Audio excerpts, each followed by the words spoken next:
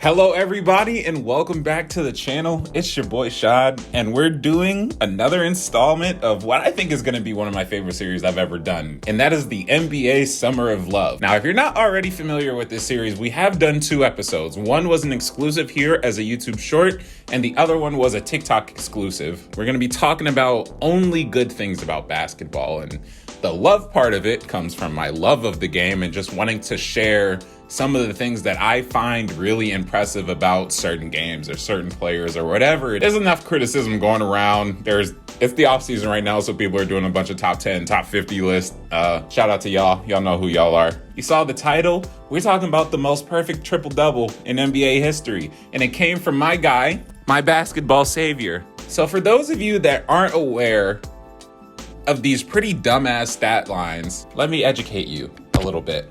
35 points, 11 boards, 11 assists, 11 of 11 from the field, 3 of 3 from three-point, 10 of 11 from the free throw line, 4 steals, 1 block, 0 turnovers. It's childish, churlish, it's rude, unnecessary, but above all, it's greatness.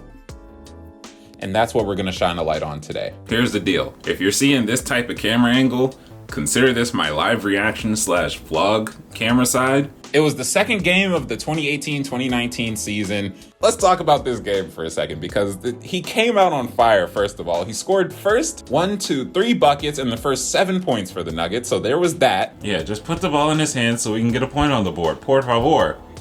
Oh, come on, man. That's food. Yes, sir. That's easy. It's crazy because Jokic is literally giving everyone else a chance to score at this point in the game. It is 7-2. He's responsible for all 7 of them.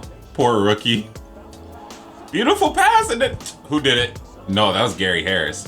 He literally gave a pass to I think every single other starter on this roster, and none of them could score. And it's like, all right, I'll just do all then. And by the time he hit the end of the first quarter, that man had 14 points, 3 rebounds, 2 assists, 2 steals, 5 of 5 from the field, 1 of 1 from 3, and his only missed shot of this game came in the first quarter, and that was from the free throw line. He went 3 full quarters without missing another one. This man was playing the absolute perfect brand of basketball, and I love it. DeAndre Ayton, I feel sorry for you, brother. I am upset that this was your second game in the league. I'm not upset that Jokic did it to you, though. I'm gonna just tell you straight up. DeAndre got Ayton up, and then the Suns tried to flip the switch and bring in Tyson, who got handled. So really, what are we doing here? Where is the matchup, right? This was a game, I think, that showed complete and utter domination. This was a game that showed there is no answer for Jokic. There is no guy that you can throw in front of him that is going to completely shut him down. That is the caliber of player he entered around this time. The 2-man game with Jokic and Jamal Murray was firing on all cylinders. He was even running the 2-man with Gary Harris. He showed his bag, and that's exactly what I want to talk about right now. This man has a bag, and let me show you some of the things that he got in this joint. So, this game, he had a little bit of a pick and pop. He had top key threes and 1 soft fadeaways. He had an alley-oop pass in here. He had a post hook in here. He had a post fade in here. He had a snake dribble assist in here. He had so many things.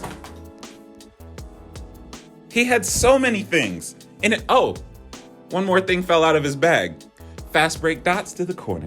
And to have that many things come out against the rookie, again, DeAndre Ayton, I'm sorry, against old man Tyson Chandler, I'm sorry, he really just took it to them.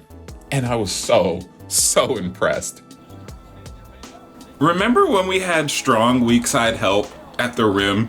This was good times. It brought back the memories of what we have been missing for the past season, which was the 2-man game between Jokic and Murray.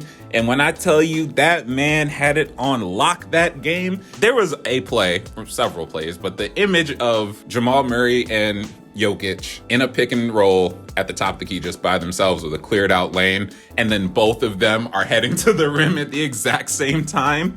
What do you do in that situation? You have to double team both of them because once they get to the rim, they're damn near automatic. Jamal Murray's a hell of a finisher for a point guard, and Jokic just does whatever he wants around the rim. You had to send the double, but there was no double to be sent because then you were leaving the other one open. I miss him so much. I miss the Arrow Man so much.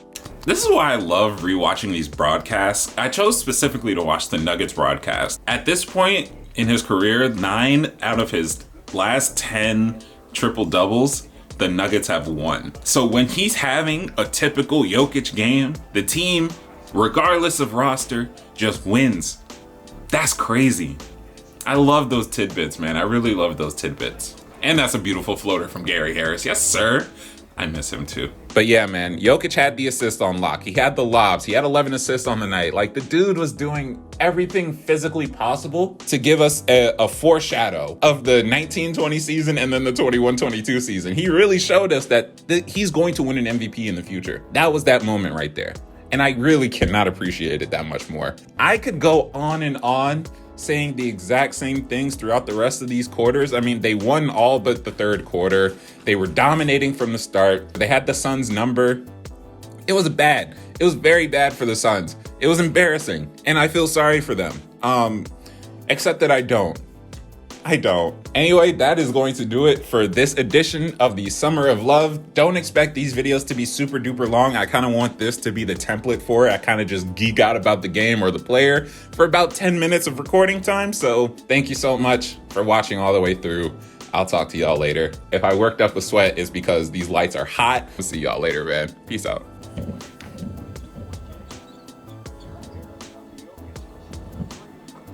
Bang, bang. Bang, bang.